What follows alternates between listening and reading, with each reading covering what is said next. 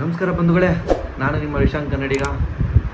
ಇವತ್ತು ನಾನು ಮತ್ತೆ ಮಾತಾಡೋಕೆ ಬಂದಿರೋ ಸುದ್ದಿ ಸೌಜನ್ಯ ಪ್ರಕರಣದ ಬಗ್ಗೆ. ಆಲ್ರೆಡಿ ವಿಡಿಯೋ ಮಾಡಿದ್ದೆ ಮೊನ್ನೆ. ಮತ್ತೆ ಏನಕ್ಕೆ ಅದೇ ಪ್ರಕರಣದ ಬಗ್ಗೆ ಮಾತಾಡೋಕೆ ಬಂದಿದ್ದೀನಿ ಅಂದರೆ, ಮತ್ತೆ ಈ ನಮ್ಮ ಕಿರಿಕೀರ್ತಿ ಅವ್ರ ಜೊತೆಗೆ ಇನ್ನೊಬ್ಬ ಯಾರು ಗಿಳಿಯಾರ್ ಅನ್ನೋ ಇನ್ನೊಬ್ಬ ದಕ್ಷಿಣ ಕನ್ನಡದಲ್ಲಿ ಉಟ್ಕೊಂಡಿದ್ದಾರೆ. ಇವರಿಬ್ಬರು ಪ್ರೂಫ್ಗಳ ಮೇಲೆ ಏನು ಹೈಕೋರ್ಟ್ ಆರ್ಡರ್ ಕಾಪಿಗಳು, ಆಮೇಲೆ ಇವ್ರ ಹತ್ರ ಇರೋ ಪ್ರೂಫ್ಗಳು, ಇವರ ಗೌಡ್ರ ಮನೆ ತಂದವರು ತಪ್ಪೇ ಮಾಡಿಲ್ಲ ಅನ್ನೋದಕ್ಕೆ ತೋರಿಸೋದಕ್ಕೆ ಇವ್ರ ಹತ್ರ ಪ್ರೂಫ್ಗಳು ಎತ್ಕೊಂಡ್ಬಂದು ಎಲ್ಲ ಏನು ಡಿಸ್ಪ್ಲೇ ಮಾಡಿ, ಮಾರ್ಕ್ ಮಾಡಿ, ಆಮೇಲೆ ಇವರು ಅವರ ಗೌಡ್ರ ತಮ್ಮನ ಮಗ ಇಲ್ಲ ಫಾರಿನಲ್ಲಿದ್ದ ಅಂತ ಪ್ರೂವ್ ಮಾಡೋದಕ್ಕೆ ಕೋರ್ಟ್ಗಿಂತ ಅಥವಾ ಪೊಲೀಸರಿಗಿಂತ ಜನದ ಮುಂದೆ ಅವ್ರನ್ನ ಒಳ್ಳೆಯವರು ಅಂತ ತೋರಿಸೋದಕ್ಕೆ ಇವ್ರಿಗಿಂತ ಬೇರೆ ಯಾರೂ ಕಷ್ಟಪಟ್ಟಿಲ್ಲ ಅನ್ನಿಸ್ತಾ ಇದೆ ನನಗೆ. ಇವನಿಗೆ ಈ ಕಷ್ಟಕ್ಕೆ ಏನು ಪ್ರತಿಫಲ ಸಿಕ್ಕಿದೆಯೋ ಗೊತ್ತಿಲ್ಲ ನನಗೆ. ತುಂಬಾ ಪ್ರತಿಫಲ ಸಿಕ್ಕಿರುತ್ತೆ, ಯಾಕಂದರೆ ಅಷ್ಟು ಕಷ್ಟಪಡ್ತಿದ್ದಾನೆ. ಅಷ್ಟು ನಿಮಿಷ ಅವ್ನು ಡಿಸ್ಪ್ಲೇ ಮಾಡಿ ಜನಕ್ಕೆ ಅವರು ಒಳ್ಳೆಯವರು ಅಂತ ತೋರಿಸೋದಕ್ಕೆ. ಅವನಿಗೆ ಆ ಹೆಣ್ಮಗಳ ಬಗ್ಗೆ ಕಿಂಚಿತ್ತು ಇದಿಲ್ಲ, ಏನಂತಾರೆ ಮಾನವೀಯತೆ ದೃಷ್ಟಿಯಿಂದ ನೋಡಿದರೆ ಅವನು ಅವ್ರ ಪರವಾಗಿ ನಿಲ್ತಿರ್ಲಿಲ್ಲ. ಅಟ್ಲೀಸ್ಟ್ ಅವನು ಆ ಹೆಣ್ಮಗು ನ್ಯಾಯ ಕೇಳೋಕ್ಕಾದ್ರೂ ನಿಲ್ತಿದ್ದ. ಆ ಹೆಣ್ಮಗು ಪರವಾಗಿ ಒಂದು 4 ಮಾತಾದರೂ ಆಡ್ತಿದ್ದ. ಆಯ್ತು, ಇವ್ರು ತಪ್ಪೇ ಮಾಡಿಲ್ಲ ಅಂತ ನೀನು ಅಂದ್ಕೊಂಡು ನೀನು ವಾದ ಮಾಡ್ತಾಯಿದೆ ಅಂತ ಒಪ್ಕೊಳ್ಳೋಣ. ಅಟ್ಲೀಸ್ಟ್ ಆ ಹೆಣ್ಮಗು ನ್ಯಾಯ ಕೇಳೋದಕ್ಕೋಸ್ಕರ ಒಂದು ವಿಡಿಯೋ ಮಾಡಿಬಿಡ್ಬೇಕಲ್ವ. ಅವನು ಅದು ಯಾವುದೂ ಮಾಡ್ತಿಲ್ಲ, ಅದು ಯಾವುದು ಇವನಿಗೆ ಬೇಕಾಗಿಲ್ಲ. ಇವನಿಗೆ ಬೇಕಾಗಿರೋದು ಇವರ ಗೌಡ್ರ ಫ್ಯಾಮಿಲಿ, ಇವರ ಗೌಡ್ರ ಗುಲಾಮ ಆಗಿರೋ ಇವನು, ಅವರ ಪಾದಗಳ ತೊಳೆದು ನೀರು ಕುಡಿಯೋ ಇವನು ಅವರು ಒಳ್ಳೆಯವರು ಅಂತ ತೋರಿಸ್ಬೇಕು. ಅವ್ರು ಒಳ್ಳೆಯವರು ಅಂತ ತೋರಿಸೋದಕ್ಕೋಸ್ಕರ ಏನು ಮಾಡುತ್ತಿದ್ದಾನೆ, ಇವನಿಗೆ ಸಿಕ್ಕಿರೋ ಆ ಹೈಕೋರ್ಟ್ ಆರ್ಡರ್ ಕಾಪಿಯಲ್ಲಿ ಏನೇನು ಇದೆಯೋ, ಇದೇ ನಮ್ಮ ಡಿಪಾರ್ಟ್ಮೆಂಟ್ ಅವರು ಏನೇನು ಸಾಕ್ಷಿಗಳನ್ನು, ನಿರಪರಾಧಿಗಳು ಅವರು ಅಂತ ಸಾಕ್ಷಿಗಳನ್ನು ಹುಟ್ಟಾಕಿ ತೋರಿಸಿದಾರಲ್ವ, ಆ ಸಾಕ್ಷಿಗಳನ್ನು ಇವನು ಒತ್ತಿ ಅದನ್ನು ಮೆನ್ಷನ್ ಮಾಡಿ ತೋರಿಸ್ತಿದ್ದಾನೆ. ಜನದ ಮಧ್ಯೆ ಆ ಆರ್ಡರ್ ಕಾಪಿ ಯಾರಿಗೂ ಬೇಕಾಗಿಲ್ಲಪ್ಪ. ಜನಕ್ಕೆ ಬೇಕಾಗಿರೋ ಅನುಮಾನನ ಕ್ಲಿಯರ್ ಮಾಡೋಕ್ಕೆ ನೀನೇನು ಮಾಡ್ತಾಯಿದ್ಯಾ? ನನ್ನದೇ ಆದ ಕೆಲವೊಂದು ಪ್ರಶ್ನೆಗಳು ನಿನಗಿದೆ ಕೀರ್ತಿ, ನಿನಗೆ ಅಂತ ನನ್ನ ಕೆಲವೊಂದು ಪ್ರಶ್ನೆಗಳಿದೆ. ಅವತ್ತು ಸೌಜನ್ಯ ಅವರು ನಡ್ಕೊಂಡು ಹೋಗ್ಬೇಕಾದ್ರೆ ಕೈಯಲ್ಲಿ ಛತ್ರಿ ಇತ್ತು. ಯಾಕಂದರೆ ಅದಕ್ಕೆ ಮುಂಚೆ ತುಂಬ ಜೋರು ಮಳೆ ಆಗಿತ್ತು. ಆಕೆ ಅತ್ಯಾಚಾರ ಅಥವಾ ಕಿಡ್ನಾಪ್ ಆಗೋಕ್ಕೆ ಮುಂಚೆ ತುಂಬ ಜೋರು ಮಳೆ ಆಗಿತ್ತು. ಛತ್ರಿ ಹಿಡ್ಕೊಂಡು ಹೋಗ್ತಾ ಇರೋದು ಅವ್ರ ಮಾವನೇ ನೋಡಿದ್ದಾನೆ. ಸೊ ಆ ಛತ್ರಿ ರಿಕವರಿ ಯಾಕಾಗಿಲ್ಲ? ಆ ಛತ್ರಿ ಯಾಕೆ ಆಕೆನ ನೀನು ಹೇಳ್ತಿಲ್ಲ ಸಂತೋಷ್ ರಾವೇ ಮಾಡಿರೋದು ಇದನ್ನು ಅಂತ ನೀನು ವಾದ ಮಂಡಿಸ್ತಾ ಇದೆಯಲ್ಲ. ಸಂತೋಷ್ ರಾವ್ ಹೇಳ್ದಾಡಿದ್ರೆ ಛತ್ರಿ ಬಗ್ಗೆ ಅವ್ನು ತಲೆ ಕೆಡ್ಸ್ಕೊಂಡಿರಲ್ವಲ್ಲ. ಛತ್ರಿ ಅಲ್ಲೇ ಎಲ್ಲಾದರೂ ಬಿದ್ದಿರಬೇಕಲ್ವಾ? ಅದು ರಿಕವರಿ ಆಗಿಲ್ಲ. ಮತ್ತು ಸೌಜನ್ಯ ಡೆಡ್ ಬಾಡಿ ಸಿಕ್ಕಿದೆಯಲ್ಲ ಜಾಗ, ಆ ಡೆಡ್ ಬಾಡಿ ಪಕ್ಕದಲ್ಲಿ ಒಂದು ರಾಜಕಾಲುವೆ, ಅಂದರೆ ನಮ್ಮ ಕಡೆ ರಾಜಕಾಲುವೆ ಅಂತಾರೆ, ಒಂದು ಹಳ್ಳ ಇದೆ, ನೀರು ಹರಿಯಲಿಕ್ಕೆ ಒಂದು ಹಳ್ಳ ಇದೆ. ಅದು ಮಳೆ ಬಿದ್ದಾಗ ನೀರು ಹರಿಯಲಿಕ್ಕೆ ಆ ಹಳ್ಳ ಎಷ್ಟು ಅಡಿ ಇದೆ ಗೊತ್ತಾ? 6 ಅಡಿ ಇದೆ. ಒಬ್ಬ ಯಾವುದೇ ಮನುಷ್ಯ ಜೋರು ಮಳೆ ಆಗಿ 6 ಅಡಿ ಹಳ್ಳದಲ್ಲಿ ಅದರಷ್ಟು ಆಯಿತು, 5 ಅಡಿಯೇ ನೀರು ಹರಿತಾ ಇಲ್ಲ, 6 ಅಡಿ ಹಳ್ಳದಲ್ಲಿ 5 ಅಡಿ ನೀರು ಹರಿಯುತ್ತಿರೋದ್ರಲ್ಲಿ ಒಂದು ಹುಡುಗಿನ ಕಿಡ್ನಾಪ್ ಮಾಡಿ ಎತ್ಕೊಂಡು, ಅವನೇ ಬಾಹುಬಲಿ ಥರ ಎತ್ಕೊಂಡು ಆ ಹಳ್ಳದಿಂದ ಇಳಿದು ಮತ್ತೆ ಹತ್ತಿ ಆ ಕಡೆ ಆ ಹುಡುಗಿನ ಅತ್ಯಾಚಾರ ಮಾಡಿ ಸಾಯಿಸಿ, ಅಲ್ಲೇ ಅದೇ ಹುಡುಗಿ ID ಕಾರ್ಡಲ್ಲಿ ಟ್ಯಾಗ್ ಇದನ್ನು ಮರಕ್ಕೆ ಕಟ್ಟಾಕಿ ಎಸ್ಕೇಪ್ ಆಗ್ತಾನೆ. ಹೀಗೆ ಇಲ್ಲೊಂದು ಅನುಮಾನ ಇದೆ, ಅದನ್ನು ಇಲ್ಲೂ ಯಾವುದೇ ಥರದ ಇವನೇ ಮಾಡಿದ್ದಾನೆ ಅನ್ನೋದಕ್ಕೆ ಯಾವುದೇ ಥರದ್ದು ಪುರಾವೆ ನನಗಂತೂ ಸಿಗಲಿಲ್ಲ. ಇದೊಂದು ಅನುಮಾನ ಇದೆ ನನಗೆ. ಅವನು ಯಾವ ರೀತಿ ಬಾಹುಬಲಿ ಅಂತ ಗೊತ್ತಾಗಿಲ್ಲ. ಬಾಹುಬಲಿ ಬೆಟ್ಟದಲ್ಲಿ ಅದಕ್ಕೆ ಸಿಗ್ದ ಅನಿಸುತ್ತೆ. ಅವನು ಬಾಹುಬಲಿ ಇರಬೇಕು, ಅವ್ನು ಬಾಹುಬಲಿ ತಮ್ಮ ಆಗಿರಬೇಕೇನೋ, ಅದಕ್ಕೆ ಸಿಕ್ಕಿರ್ಬೋದು. ಆಮೇಲೆ ಇನ್ನೊಂದು ಡೌಟ್ ಇದೆ, ಇವನೇ ಅತ್ಯಾಚಾರ ಮಾಡಿರ್ಬೇಕಾದ್ರೆ ಆಕೆ ಬಟ್ಟೆ ಅಲ್ಲಿ ಚಲ್ಲಾಪಿಲ್ಲಿ ಆಗಿರಬೇಕು, ಹರಿದಿರೋದು ತುಂಡು ಒಳ ಉಡುಪುಗಳು ಯಾವುದಾದ್ರು ಅಲ್ಲೇ ಸಿಗಬೇಕು, ಅದು ಸಿಕ್ಕಿಲ್ಲ.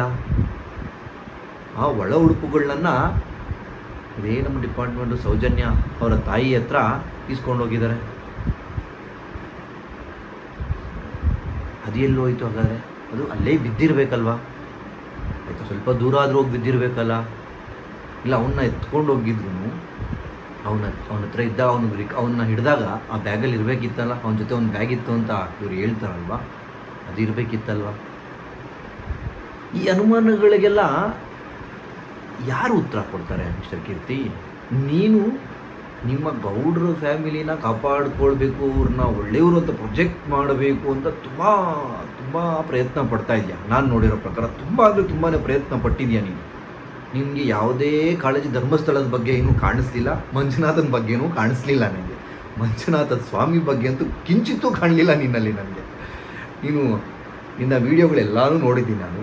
ಎಲ್ಲೂ ನೀನು ಮಂಜುನಾಥ ಸ್ವಾಮಿ ಬಗ್ಗೆ ಆಗಲಿ ಅಥವಾ ಧರ್ಮಸ್ಥಳದ ಬಗ್ಗೆ ಆಗಿ ಮಾತಾಡ್ತಾ ಇಲ್ಲ. ಪ್ರತಿಯೊಂದು ನಿನ್ನ ಗೌಡ್ರ ಫ್ಯಾಮಿಲಿ ಬಗ್ಗೆ, ಗೌಡ್ರ ಕುಟುಂಬದ ಒಳ್ಳೆಯತನ ತೋರಿಸ್ಬೇಕು ಅನ್ನೋದಕ್ಕೋಸ್ಕರ ಒದ್ದಾಡ್ತಾ ಇದೆಯಾ ಹೊರತು ಬೇರೆ ಎಲ್ಲೂ ಏನು ನಿನಗೆ ನಿನ್ನದು ಅದರಲ್ಲಿ ಒಳ್ಳೆಯದ ಆಗಬೇಕು ಈ ಹೆಣ್ಮಗುಗೆ ಅನ್ನೋದು ನನಗೆ ಕಾಣಿಸಿಲ್ಲ. ಎಲ್ಲರ ಮನೇಲೂ ಹೆಣ್ಮಕ್ಳು ಇರ್ತಾರೆ ಕೀರ್ತಿ, ಎಲ್ಲರ ಮನೇಲೂ ಹೆಣ್ಮಕ್ಳು ಇರ್ತಾರೆ. ತಾಯಿ, ತಂಗಿ, ಅಕ್ಕ ಅಥವಾ ಯಾರೋ ಅಣ್ಣನ ಮಗಳು, ತಮ್ಮನ ಮಗಳು, ತಂಗಿ, ಯಾರೋ ಇರ್ತಾರೆ. ಆ ಜಾಗದಲ್ಲಿ ನಮ್ಮ ಹೆಣ್ಮಕ್ಳೇ ಇದ್ದು ಆ ಥರ ಆಗಿದ್ರೆ ಅನ್ನೋ ಭಾವನೆನೂ ನಿನಗೆ ಬರ್ತಾ ಇಲ್ವಲ್ಲ. ಆ ನೋವು ಅನುಭವಿಸಿದವ್ರು ಗೊತ್ತಾಗಿರುತ್ತೆ. ನೀನು ವಾದ ಮಾಡು ಆಯಿತು, ನೀನು ಅವ್ರ ಕಡೆ ನಿಲ್ಲು, ಅವ್ರ ಪರ ನಿಲ್ಲು. ಹೌದು, ಒಂದು ಕಡೆ ವಾದ ಮಂಡಿಸ್ಬೇಕಾದ್ರೆ ಒಬ್ಬರು ಪರ ಒಬ್ಬರು ವಿರೋಧ ನಿಲ್ತಾರೆ, ನಾನು ಅದಕ್ಕೆ ಅಭ್ಯಂತರ ಇಲ್ಲ ನನಗೆ. ಬಟ್ ನೀನು ಬರೀ ಅವ್ರನ್ನ ಒಳ್ಳೆಯವರಂತ ತೋರಿಸ್ತಾ ಇದೆಯಾ. ಅದೇ ರೀತಿ ಈ ಹೆಣ್ಮಗು ನ್ಯಾಯ ಸಿಗಬೇಕು ಅಂತ ಯಾಕೆ ನೀನು ಅದೇ ಥರ ಒಂದು ಹೋರಾಟ ಮಾಡ್ತಾ ಇಲ್ಲ? ಹೋರಾಟ ಅಂದರೆ ನೀನೇನು ರೋಡಿಗೆ ಬಂತ ನಾನು ಅಂತಿಲ್ಲ. ಯಾವ ರೀತಿ ಇವ್ರ ಪರವಾಗಿ ನೀನು ಒಂದು ವಿಡಿಯೋ ಮಾಡಿ ನಿನ್ನ ಪೂರ್ತಿ ಪುರಾವೆಗಳ ಅಥವಾ ಸಾಕ್ಷಿಗಳನ್ನು ತೋರಿಸ್ತಾ ಇದೆಯಾ, ಬಿಚ್ಚಿಡ್ತಾ ಇದೆಯಲ್ವಾ ಜನದ ಮುಂದೆ. ನೋಡಿ, ಇವರಿಲ್ಲ, ಇವ್ರು ಎಲ್ಲಿದ್ದರು, ಇವರು ಬೇರೆ ಕಡೆ ಇದ್ದರು, ಇವ್ರ ಮೇಲೆ ಸುಳ್ಳು ಆರೋಪ ಮಾಡ್ತಿದ್ದಾರೆ. ಉದಯ್ ಜೈನ್ ಇಲ್ಲಿರಲಿಲ್ಲ, ಫಾರಿನಲ್ಲಿದ್ದ, ಅವರು ಸುಳ್ಳು ಆರೋಪ ಮಾಡ್ತಿದ್ದಾರೆ. ಜನ ಅನ್ನೋದಕ್ಕೆ ಈ ಗಿರೀಶ್ ಮಟ್ಟಣ್ಣನವರು ಸುಳ್ಳು ಆರೋಪ ಮಾಡ್ತಿದ್ದಾರೆ, ಮಹೇಶ್ ತಿಮ್ರೋಡಿ ಅವರು ಸುಳ್ಳು ಆರೋಪ ಮಾಡ್ತಿದ್ದಾರೆ, ಇವರು ಧರ್ಮಸ್ಥಳದ ಹೆಸರನ್ನು ಕೆಡಿಸ್ತಿದ್ದಾರೆ. ಧರ್ಮಸ್ಥಳ ಹೆಸರು ಯಾರೂ ಕೆಡಿಸ್ತಿಲ್ಲ. ಹೌದು, ನಿನ್ನ ಪ್ರಕಾರ ಅವ್ರ ಮೇಲೆ ಸುಳ್ಳು ಆರೋಪ ಮಾಡಿರ್ಬೋದು. ನಿನ್ನ ಪ್ರಕಾರ, ನಮ್ಮ ಪ್ರಕಾರ ನಮ್ಮ ಜನದ ಪ್ರಕಾರ ಅಥವಾ ನನ್ನ ಪ್ರಕಾರ ಯಾವುದೇ ರೀತಿ ಅದು ಸುಳ್ಳು ಆರೋಪ ಅನ್ನಿಸ್ತಿಲ್ಲ. ಅದು ಅನುಮಾನನ ಬಗೆಹರಿಸ್ಬೇಕು. ಇದನ್ನು ಬಗೆಹರಿಸೋದು ಅದನ್ನು ಮಾಡಿದ್ದಾರೆ ಡಿಪಾರ್ಟ್ಮೆಂಟ್ ಅವರು. ಕೆಲವೊಂದು ಕಡೆ ಸಾಕ್ಷಿ ಸಿಕ್ಕಿಲ್ಲ, ಕೆಲವೊಂದು ಕಡೆ ಸಂತೋಷ್ ರಾವ್ ಕ್ರಿಮಿನಲ್ಲು ಅಂತ ಅವನಿಗೆ 10-12 ವರ್ಷ ಜೈಲಲ್ಲೇ ಇಟ್ಟು ಅದಾದಮೇಲೆ ನಿರಪರಾಧಿ ಅಂತ ಬಿಟ್ಟು ಎಲ್ಲ ಆಗಿದೆ. ಈಗ ನಿಮ್ಮ ಕ್ವಶನ್, ಅವನು ನಿರಪರಾಧಿ ಅಂತ ಆಗಿದ್ದಾನೆ, ಅವನು ಯಾಕೆ ಮತ್ತೆ ಪಿಟಿಷನ್ ಹೋಗಿಲ್ಲ? ಸ್ವಾಮಿ, ಅವನು ಪಿಟಿಷನ್ ಹೋಗೋ ಸ್ಥಿತಿ ಈಗಿರೋ ಸಿಚುವೇಷನಲ್ಲಿ ಅವನು 12 ವರ್ಷ ಕಳೆದಿದ್ದಾನಲ್ಲ, ಅವನ ಮನಸ್ಥಿತಿ ಹೇಗಿದೆಯೋ ಯಾರಿಗೂ ಗೊತ್ತಿಲ್ಲ. ಒಬ್ಬ ಮನುಷ್ಯ ಡಿಪ್ರೆಷನ್ಗೆ ಹೋದರೆ ಅವನು ಏನು ಮಾಡ್ತಾನೆ ಅನ್ನೋದೇ ಅವನಿಗೆ ಗೊತ್ತಿರಲ್ಲ. ಅವನು 12 ವರ್ಷ ಜೈಲಲ್ಲಿ ಕಳೆದಾಗ ಅವ್ನಿಗೆ ಅನಿಸಿರ್ಬೋದು, ನನಗೆ ಬೇಡ ಈ ಸಮಸ್ಯೆ, ಹೊರಟೋಗೋಣ, ನಾನು ನಿರಪರಾಧಿ ಅಂತ ಆಗಿದ್ದೀನಿ, ಈಚೆ ಬಂದರೆ ಸಾಕು ಅಂತ. ಅವನಿಗೆ ಎಲ್ಲಿದ್ದಾನಂತ ಯಾರಿಗೂ ಗೊತ್ತಿಲ್ಲ. ಅವ್ನ ಕೆಲಸ ಆಯಿತು, ಅವನೇನೋ ನೋಡ್ಕೊಂಡು ಹೋಗ್ತಾನೆ. ನೀವು ಈಗ ಅವನು ಯಾಕೆ ಪಿಟಿಷನ್ ಹಾಕಿಲ್ಲ? ಅವನು ಮೇಲೆ ಸುಳ್ಳು ಆರೋಪ ಹಾಕಿದಾರಲ್ಲ, ಅವ್ನಿಗೆ ಆಗೋಗಿದೆ, ಅವನು ಅನುಭವಿಸ್ದ. ಅವನು ನಿರಪರಾಧಿ, ಒಬ್ಬ ಸುಳ್ಳು ಕೇಸ್ ಹಾಕ್ಸ್ಕೊಂಡು ಅನುಭವಿಸ್ದ, ಆಯಿತು, ಅವ್ನು ನಿರಪರಾಧಿ ಆಯಿತು. ಅಪರಾಧಿನ ಹಿಡಿಯೋದಕ್ಕೆ ಕೇಳ್ತಾರದು ಹೊರತು ಇವ್ರನ್ನ ತಗೊಂಡೋಗಿ ಜೈಲಿಗೆ ಹಾಕಿ ಅಂತ ಯಾರೂ ಹೇಳ್ತಿಲ್ಲ. ಬಟ್ ನಿನ್ನ ವಾದಗಳು ನೋಡಿದಾಗ ಅಥವಾ ನಿನ್ನ ವೀಡಿಯೋಗಳು ನೋಡಿದಾಗ ನನ್ನ ಮನಸ್ಸಿಗೆ ಘಾಸಿ ಆಗಿದ್ದೇನು ಅಂದರೆ, ಎಲ್ಲೂ ಒಂದು ಕಡೆಯೂ ನೀನು ಆ ಹೆಣ್ಣು ಮಗುವಿಗೆ ನ್ಯಾಯ ಬೇಕು ಅಂತ ಕೇಳಿದ್ದು ನಾನು ನೋಡಲಿಲ್ಲ. ಅವ್ರ ಪರವಾಗಿ ಒಂದು ಮಾತು ಆಡಿದ್ದು ನಾನು ಕೇಳಲಿಲ್ಲ. ಬರೀ ನಿನ್ನ ಗೌಡ್ರ ಫ್ಯಾಮಿಲಿ ಅವ್ರ ಬಗ್ಗೆನೇ ಮಾತಾಡ್ತೀಯ ಹೊರತು ಅವ್ರದ್ದು ಸಾಕ್ಷಿಗಳು ತೊಗೊಂಡು ತೋರಿಸ್ತಾ ಇದ್ದೆ. ಅಲ್ಲಿ ಸಾಕ್ಷಿಗಳು ರೆಡಿ ಆಗಿರೋದ್ರಿಂದನೇ ಅವ್ರು ಸಿಕ್ಕಾಕೊತ್ತಿಲ್ಲ. ಅದು ಗೊತ್ತಿರೋದೇ ಅಲ್ವಾ ಎಲ್ಲರಿಗೂ. ನಾವು ಪ್ರೊಜೆಕ್ಟ್ ಮಾಡ್ತಾ ಇರೋದು ನಮ್ಮ ಅನುಮಾನಗಳು ಹಿಂಗಿದೆ. ಆ ಸೌಜನ್ಯ ಅವರು ಛತ್ರಿ ತೊಗೊಂಡು ಆ ಛತ್ರಿ ರಿಕವರಿ ಆಗಿಲ್ಲ. ಅಲ್ಲಿ CC ಕ್ಯಾಮರಾ ಇತ್ತು ಪ್ರಕೃತಿ ಹಾಸ್ಪಿಟ್ಲಿಂದ. ಆ ಹಾಸ್ಪಿಟ್ಲ್ CC ಕ್ಯಾಮರಾ ಏನಾಯಿತು? ಆ ಬಸ್ ಸ್ಟಾಪಲ್ಲಿದ್ದು CC ಕ್ಯಾಮ್ರಾದ್ದು ವಿಡಿಯೋಗ್ರಫಿ ಏನಾಯಿತು? ಇವೆಲ್ಲ ಯಾಕೆ ಚಾರ್ಜ್ ಶೀಟಲ್ಲಿ ಮೆನ್ಷನ್ ಆಗಿಲ್ಲ ಅಂತ ಕೇಳ್ತಾರೆ. ನೀನು ಯಾಕೆ ಆ ಚಾರ್ಜ್ ಶೀಟ್ ಯಾಕೆ ಓದ್ತಿಲ್ಲ? ನೀನು ಬರೀ ಹೈಕೋರ್ಟ್ ಆರ್ಡರ್ ಕಾಪಿ ಯಾಕೆ ಓದ್ತಾ ಇದೆಯಾ? ಚಾರ್ಜ್ ಶೀಟಲ್ಲೂ ಓದು ಏನೇನು ಹಾಕಿದರೆ ಸಂತೋಷ್ ಮೇಲೆ ಕೇಸ್ಗಳು ಅಂತ. ಸೌಜನ್ಯ ಪ್ರಕರಣದ ಬಗ್ಗೆ ಮಾತಾಡಬೇಕಾದ್ರೆ ಸೌಜನ್ಯ ಪ್ರಕರಣದಷ್ಟೇ ಅವನ್ನ ಫಿಕ್ಸ್ ಆಗಬೇಕಾಗಿತ್ತು ಕೇಸಲ್ಲಿ. ಅದು ಹೇಗೆ ಮಾವುತನ ಕೇಸಲ್ಲೂ ಅವನ್ನ ಅಕ್ಯೂಸ್ ಮಾಡಿ ಫಿಟ್ ಮಾಡಿದರು. ಇಲ್ಲೇ ಗೊತ್ತಾಗ್ತಾ ಇದೆಯಲ್ಲ, is A frame work for Santosh Rao. So ಅದರಿಂದ ಅವನು ಈಚೆ ಬಂದ. ಸೊ ಇಷ್ಟಾದ ಮೇಲೂ ಈ ಅನುಮಾನಗಳು ಬರುವುದು ಸಹಜ. ಆ ಸಹಜ ಅನುಮಾನಕ್ಕೆ ಜನ ಧ್ವನಿ ಎತ್ತಾಗ ನೀನು ಧ್ವನಿ ಕೊಡು, ಅಥವಾ ನಿನ್ನ ಯಾರ ಮೇಲೆ ಸುಳ್ಳು ಆರೋಪ ಮಾಡೋದು ನೀನು ಧ್ವನಿ ಗೂಡಿಸಿದ್ಯಲ್ಲ, ಅದೇ ರೀತಿ ಇವ್ರ ಪರ ಆರೋಪಿಗಳನ್ನ ಕಂಡುಹಿಡಿಯೋದಕ್ಕೆ ನೀನು ಧ್ವನಿ ಗೂಡಿಸ್ಬೇಕು. ಅದನ್ನು ಬಿಟ್ಟು ಬರೀ ನಿನ್ನ ಪೂರ್ತಿ ಭಜನೆ ಅವ್ರನ್ನ ಒಳ್ಳೆಯವರು, ಇದು ಸುಳ್ಳು ಆರೋಪ ಅಂತ ಇದೆಯಾ ಬಿಟ್ಟು ಆ ಸುಳ್ಳು ಆರೋಪ ಸೈಡಿಗೆ ಇಟ್ಟು ಈ ಸೌಜನ್ಯ ಹೆಣ್ಣು ಮಗಳ ಪರವಾಗಿ ಒಂದು 4 ಮಾತಾಡು ಬಾಸ್. ನಿನಗೆ ಯಾಕೆ ಆ ಮನುಷ್ಯತ್ವ ಬರ್ತಿಲ್ಲ?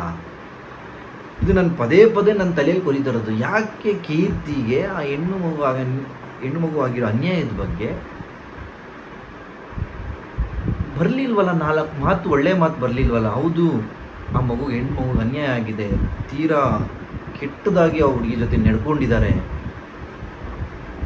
ಯಾರೋ ನಡ್ಕೊಂಡಿದ್ದಾರೆ, ಅವ್ರನ್ನ ಕಂಡುಹಿಡಿಯೋದಕ್ಕೆ ನಾವು ಸಪೋರ್ಟ್ ಮಾಡೋಣ, ಕೇಳೋಣ, ಧ್ವನಿ ಎತ್ತೋಣ, ಧ್ವನಿ ಗೂಡ್ಸೋಣ. ಧ್ವನಿ ಎತ್ತಿರೋದು ನೀನು ಧ್ವನಿ ಎತ್ತಬೇಡ, ಧ್ವನಿ ಎತ್ತಿರೋ ಜೊತೆ ನಿನ್ನ ಧ್ವನಿ ಸೇರಿಸು. ಕಿರ್ಚ್ಕೊಂಡು ಮಾತಾಡ್ತಿಲ್ಲ, ಆ ಧ್ವನಿ ಇಲ್ಲಿ ಸ್ವಲ್ಪ ಸೇರಿಸು, ಪರವಾಗಿಲ್ಲ. ಈ ಅನುಮಾನಗಳು ಕೆಲವೊಂದು ಪೊಲೀಸ್ ತನಿಖೆಯಲ್ಲಾಗಿರೋ ಮಿಸ್ಟೇಕ್ಗಳಿಂದ ಅನುಮಾನಗಳು ಹುಟ್ಕೊಂಡಿದೆ. ಆ ಅನುಮಾನಗಳ ಸುತ್ತ ಎಲ್ಲಿಗೆ ಹೋಗ್ತಿದೆ ಎಲ್ಲರೂ ಕೈ ಬೆರಳು ಅಂದರೆ ಆ ಗೌಡ್ರ ಫ್ಯಾಮಿಲಿ ಕಡೆಗೆ ಹೋಗ್ತಿದೆ. ಯಾಕಂದರೆ ಯಾರೇ ಇನ್ಫ್ಲೂಯೆನ್ಷಿಯಲ್ ಆದ್ರೂ ಸಂತೋಷ್ ರಾವು ಇವ್ರನ್ನ ಈ ಚಾರ್ಜ್ ಶೀಟ್ನೇ ಚೇಂಜ್ ಮಾಡೋಷ್ಟು ಇನ್ಫ್ಲೂಯೆನ್ಸಿಂಗ್ ಪರ್ಸನ್ ಅಲ್ಲ.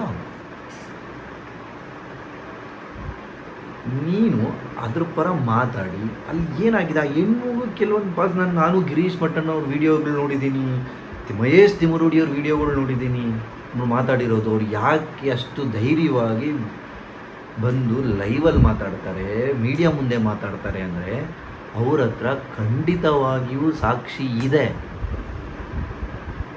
ಸಾಕ್ಷಿ ಇರೋದಕ್ಕೆ ಒಬ್ಬ ಮನುಷ್ಯ ಧೈರ್ಯವಾಗಿ ಬಂದು ಒಬ್ಬ ಪ್ರಭಾವಿ ವ್ಯಕ್ತಿ ಮೇಲೆ ಅಲಿಗೇಷನ್ ಮಾಡೋಕ್ಕೆ ಸಾಧ್ಯ. ಇಲ್ಲದೆ ಸುಮ್ಮನೆ ಯಾರು ಹೇಳ್ತೀನಲ್ಲ ನಾನು ಮಾಡೋದಕ್ಕಾಗಲ್ಲ, ಇನ್ನೊಬ್ರು ಯಾವನೂ ಮಾಡೋಕ್ಕಾಗಲ್ಲ. ಅವರು ವಾದ ಮಾಡ್ತಿದ್ರೆ ಅಷ್ಟು ಡೈರೆಕ್ಟಾಗಿ ಕೈ ಬೆರಳು ಮಾಡಿ ತೋರಿಸ್ತಿದ್ದಾರೆ ಅಂದರೆ ಅಲ್ಲಿ ಅಟ್ಲೀಸ್ಟ್ 100% ನೀನು ನಮ್ಮದೇ ಇದು ಒಂದು 50% ಆದರೂ ನಂಬಿಕೆ ಅನ್ನೋದು ಬರುತ್ತಲ್ಲ ಎಲ್ಲರಿಗೂ. ಜನ ಅದೇ ಜನಕ್ಕೆ ಅದೇ ಬಂದಿದ್ದು. ಆ ಬಂದಿದ್ದಕ್ಕೋಸ್ಕರ ಎಲ್ಲರೂ ಧ್ವನಿಗೂಡಿಸಿ ಎಲ್ಲರೂ ಮಾತಾಡಿದ್ದು. ಈಗಲೂ ಮಾತಾಡ್ತಿರೋದು ಅದೇ ಕಾರಣಕ್ಕೆ. ಆ ಹೆಣ್ಣು ಮಗುನ ಅಷ್ಟು ಬ್ರೂಟಲ್ಲಾಗಿ ರೇಪ್ ಮಾಡಿ ಸಾಯಿಸಿ ಅಲ್ಲಿ ನೀಟಾಗಿ ತಂದು ಇಟ್ಟು ಹೋಗಿದಾರಲ್ಲ, ಇವರಿಗೆ ಕನೀಕರನೇ ಇಲ್ಲ. ಆ ಕನೀಕರ ಇಲ್ಲದೆ ಇರೋ ಕಟುಕರನ್ನ ಹಿಡಿದು ತಂದು ಜೈಲಿಗೆ ಹಾಕಿ ಅಂತ ಕೇಳ್ತಿರೋದು. ಈಗ ಸಂತೋಷ್ ರಾವ್ ಬಾಹುಬಲಿ ಬೆಟ್ಟದಲ್ಲಿ ಸಿಗ್ದ ಅಂತ 5 ಜನ ತಂದರು ಹಿಡ್ಕೊಂಬಂದ್ರಲ್ಲ ಫ್ರೆಂಡ್ಸು. 5 ಜನದಲ್ಲಿ 2 ಇಲ್ಲ ಇವತ್ತು. ಯಾಕೆ? ಅವನು ಹಿಡ್ಕೊಟ್ಟಿದ್ದಕ್ಕೆ ಸೂಸೈಡ್ ಮಾಡ್ಕೊಂಬಿಟ್ರ? ಅದಕ್ಕೆ ಉತ್ತರ ಇಲ್ಲ. ನಿನ್ನ ಹತ್ರ ಅಂತೂ ಉತ್ತರನೇ ಇರಲ್ಲ. ಅದಕ್ಕೆ ಉತ್ತರ 5 ಜನದಲ್ಲಿ ಒಬ್ಬ ಈ ಗಿರೀಶ್ ಮಟ್ಟಣ್ಣನವರು, ಮಹೇಶ್ ತಿಮರೋಡಿ ಹಾಗೂ ಜನ ಅನುಮಾನ ಪಡ್ತಾರೋ ಆರೋಪ ಮಾಡ್ತಾರೋ ಒಬ್ಬ ವ್ಯಕ್ತಿ ಆ 5 ಜನದಲ್ಲಿ ಒಬ್ಬ ಇದ್ದಾನೆ. ಅವನು ಪ್ರೀಪ್ಲಾನೇ ಮಾಡಿರ್ಬೋದಲ್ಲ, ಇದನ್ನು ಯಾಕೋ ಹೋರಾಟ ಜಾಸ್ತಿ ಆಗ್ತಿದೆ, ಇಲ್ಲಿಗೆ ಮುಚ್ಚಿಟ್ಬಿಡೋಣ, ತೊಗೊಂಬಂದು ಅವನ್ನ ಫಿಟ್ ಮಾಡಿಬಿಡೋಣ ಅಮಾಯಕ ಅಂತ. ನೀನು ತಗೊಂಡವನು ಲೈಂಗಿಕ ಕ್ರಿಯೆಗೆ ಶಕ್ತ ಅವನು ಶಿಷ್ಣುಗೆ ಗಾಯ ಮಾಡ್ಕೊಂಡಿದ್ದಾನೆ, ಹಂಗೆ ಹಿಂಗೆ ಏನೇನೋ ಆರ್ಡರ್ ಕಾಪಿಲಿರೋದು ಓದ್ತಾ ಇದೆಯಾ? ಬಸ್ ಅವನೇ ಮಾಡಿದ್ದಾನೆ ಅನ್ನೋದಕ್ಕೆ ಎಲ್ಲರೂ ಮೆನ್ಷನ್ ಮಾಡಿದಾರಾ? ಅವನು ಶಕ್ತ ಅಂತ ಹೇಳ್ತಿದ್ದಾರೆ ಹೊರತು ಅವನೇ ಮಾಡಿದ್ದಾನೆ ಅಂತ ಯಾರೂ ಅಲ್ಲಿ ಮೆನ್ಷನ್ನೇ ಮಾಡಿಲ್ಲ ತಾನೆ ನಿನ್ನ ರಿಪೋರ್ಟಲ್ಲಿ? ಮಾಡಿಲ್ಲಲ್ವಾ? ಸೊ ಅವನೇ ಮಾಡಿದಿದ್ರೆ ನಮ್ಮ ಪೊಲೀಸರು ನಿಜವಾಗ್ಲೂ ಬಿಡ್ತಿರ್ಲಿಲ್ಲ. ನಿಜವಾಗಲೂ ಅವನಿಗೆ ಶಿಕ್ಷೆ ಆಗ್ತಿತ್ತು. ಅವನ ವಿರುದ್ಧ ಸಾಕ್ಷಿಗಳು ಸಿಕ್ಕಿ ಅವನ್ನ ಜೈಲಿಗೆ ಹಾಕಿ ಅಲ್ಲಿಗೆ ಕೇಸ್ ಕ್ಲೋಸ್ ಮಾಡ್ತಾರೆ. ಅವನು ಮಾಡದೇ ಇರೋದಕ್ಕೆ ಬಲವಾದ ಸಾಕ್ಷಿ ಅಲ್ಲಿ ಸಿಗಲೇ ಇಲ್ಲ. ಅದನ್ನು ಫ್ರೇಮ್ ಮಾಡಲಿಕ್ಕೋಸ್ಕರ ಎಲ್ಲ ಡಾಟ್ಗಳನ್ನ ಕನೆಕ್ಟ್ ಮಾಡ್ಕೊಬಂದರು. ಇವನು ಇಲ್ಲಿ ಹೋದ, ಇಲ್ಲೇ ಹತ್ತ, ಇವನೇ ರೋಡಲ್ಲಿ ಎಳ್ಕೊಂಡು ಹೋದ, ಈ ರೋಡಲ್ಲಿ ಎಳ್ಕೊಂಡೋಗಿ ಅಲ್ಲಿ ಅತ್ಯಾಚಾರ ಮಾಡಿ ಸಾಯಿಸ್ದ ಅಂತ ಎಲ್ಲ ಬರೆದಿರೋದು ಅಷ್ಟೇ ಚಾರ್ಜ್ ಶೀಟಲ್ಲಿ. ಅದನ್ನು ಇದೇ ಥರ ಮಾಡಿದ ಅನ್ನೋದಕ್ಕೆ ತೋರಿಸೋದಕ್ಕೆ ಪ್ರೂಫ್ ಅಲ್ಲಿ ಸಿಗಲಿಲ್ಲ ಅಲ್ಲಿ. ಯಾಕೆಂದರೆ ಸೌಜನ್ಯ ಛತ್ರಿ ಸಿಗಲಿಲ್ಲ, ಸೌಜನ್ಯ ಒಳಉಡುಪಲ್ಲಿ ಸಿಗಲಿಲ್ಲ. ಆಮೇಲೆ ಸೌಜನ್ಯದ್ದು ಹೇಳ್ಕೊಂಡು ಹೋಗ್ಬೇಕಾದ್ರೆ ಅದು CC ಕ್ಯಾಮ್ರಾಗಳು ಇರ್ತವೆ. ಪ್ರಕೃತಿ ಆಸ್ಪತ್ರೆಯಲ್ಲಿ ಒಂದು CC ಕ್ಯಾಮ್ರಾ ಇದೆ, ಬಸ್ ಸ್ಟಾಪಲ್ಲಿ ಒಂದು CC ಕ್ಯಾಮ್ರಾ ಇದೆ. ಇವೆಲ್ಲ ಎಲ್ಲೂ ಸಂತೋಷ್ ರಾವ್ ಒಬ್ಬ ಅಲ್ಲಿ ಓಡಾಡಿದಾನೆ ಅನ್ನೋದನ್ನು ಸಿಗಲೇ ಇಲ್ಲ ಅವ್ರಿಗೆ ಪುರಾವೆ. ಯಾಕೆಂದರೆ ನೀನು ಸುಮ್ಮನೆ ಅಚಾನಕ್ಕಾಗಿ ಮೇಲಿಂದ ಹಾರ್ಕೊಂಬಂದು ಈ ಸೌಜನ್ಯನ ಪಿಕ್ ಮಾಡಿ ಅಕ್ಕಿ ಥರ ಪಿಕ್ ಮಾಡಿ ಎತ್ಕೊಂಡು ಹೋಗಿಲ್ಲ ಅವನು. ನೀನು ಎಲ್ಲೇ ಹೋದ ರೋಡಲ್ಲಿ ನಡ್ಕೊಂಡು ಹೋಗಿರ್ತೀಯ, ಎಲ್ಲೋ ಒಂದು ಕಡೆ ಯಾವುದೋ ಒಂದು CC ಕ್ಯಾಮ್ರಾದಲ್ಲಿ ಸೆರೆ ಆಗಿರಬೇಕು. ಯಾಕೆ ಸೆರೆ ಆಗಿಲ್ಲ ಅವನು ಸಂತೋಷ್ ರಾವ್?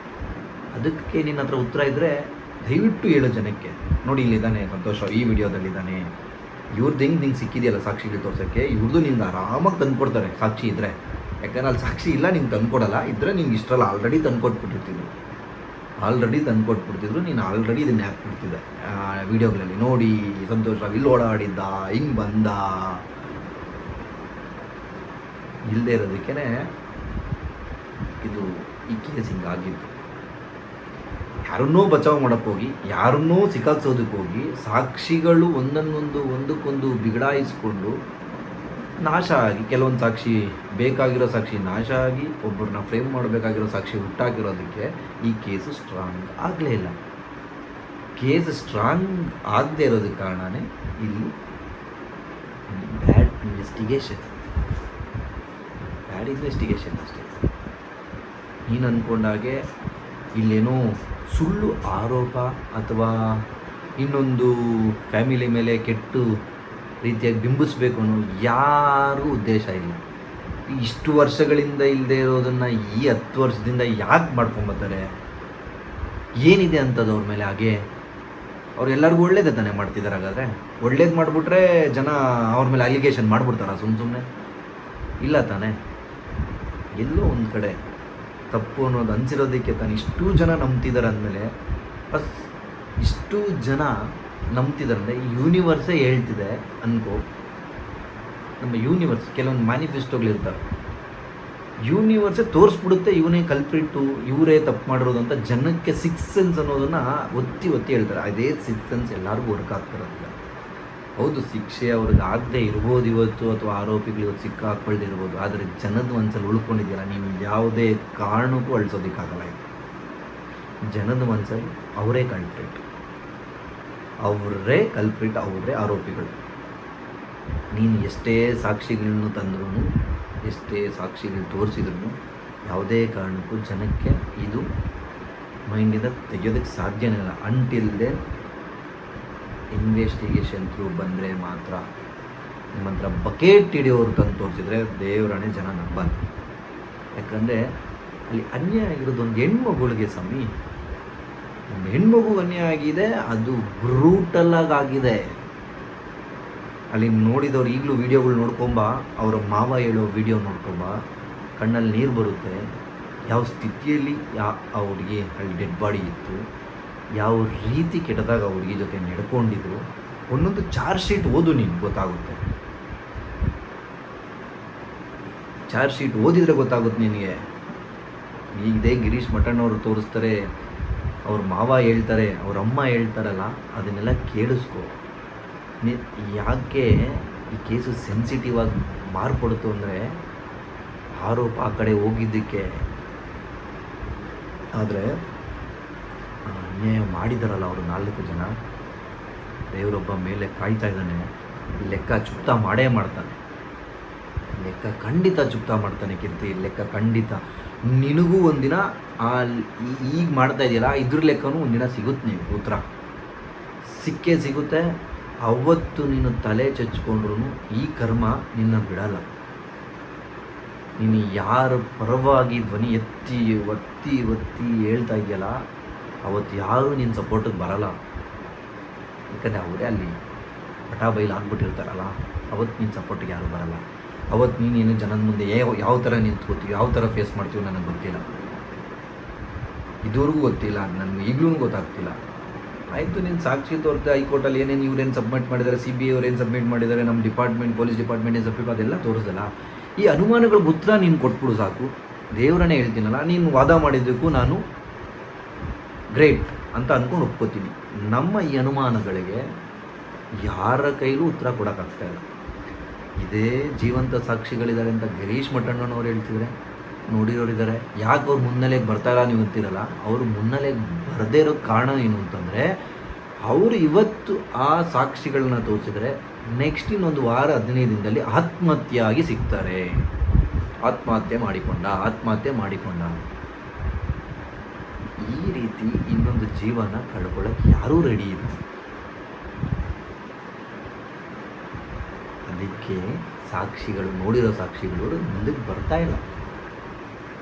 ನೀನು ಗ್ಯಾರಂಟಿ ಕೊಡ್ತೀಯಾ ಅವ್ರಿಗೆ ನಿನ್ನ ಜೀವನ ಅಡ್ಡ ಇಟ್ಟು ಅವ್ರನ್ನ ಕಾಪಾಡ್ತೀನಿ ಅಂತ?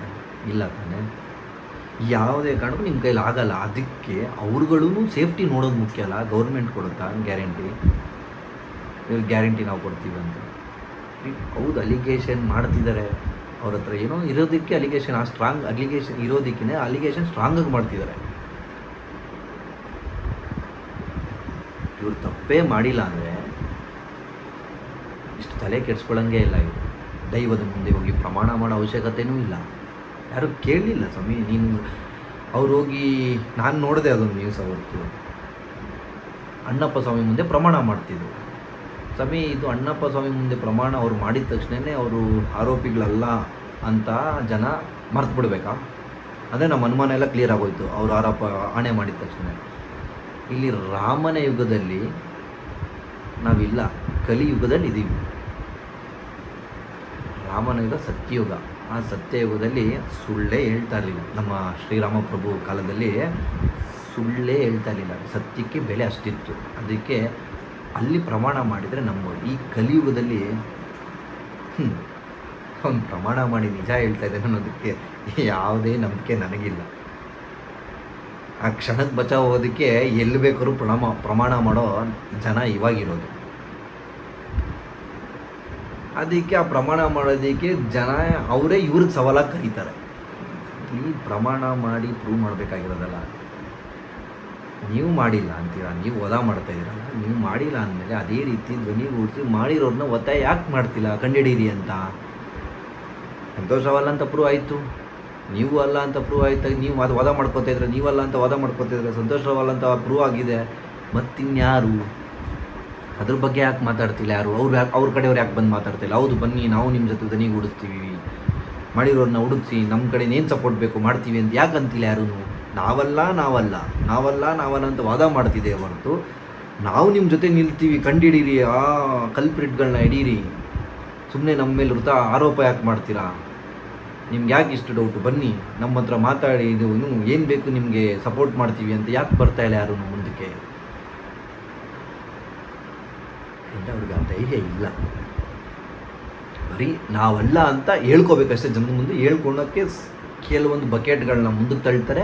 ಆ ಬಕೆಟ್ಗಳು ಪ್ರಚಾರ ಮಾಡ್ಕೊಂಡು ಅವರು ಮೀಡಿಯಾ ಮುಂದೆ ಕೂತ್ಕೊಂಡು ಸ್ವಲ್ಪ ಅಡ್ವರ್ಟೈಸ್ಮೆಂಟ್ ತೊಗೊಂಡು ಸೈಲೆಂಟಾಗಿ ಹೋಗಿ ಕೂತ್ಕೋತಾರೆ. ಯಾಕೆ ಈ ಕೇಸು, ಈ ಧ್ವನಿ ಎತ್ತಿರೋರು ಸ್ವಲ್ಪ ತಣ್ಣಗಾಗೋವರೆಗೂ ನಿಮ್ಮಂಥವ್ರನ್ನ ಬಕೆಟ್ಗಳು ಮುಂದಕ್ಕೆ ಬಿಡ್ತಾರೆ.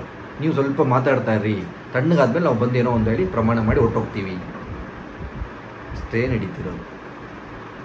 ದಯವಿಟ್ಟು ಕೀರ್ತಿ, ನೀನು ಇದೇ ರೀತಿ ಸಾಕ್ಷಿಗಳು ಕೊಟ್ಟಲ್ಲ ಅವ್ರು ಹಿಂಗಲ್ಲ ಇವ್ರು ಹಂಗಲ್ಲ ಅಂತ. ನನ್ನ ಕಡೆಯಿಂದ ಆ ಮನವಿ.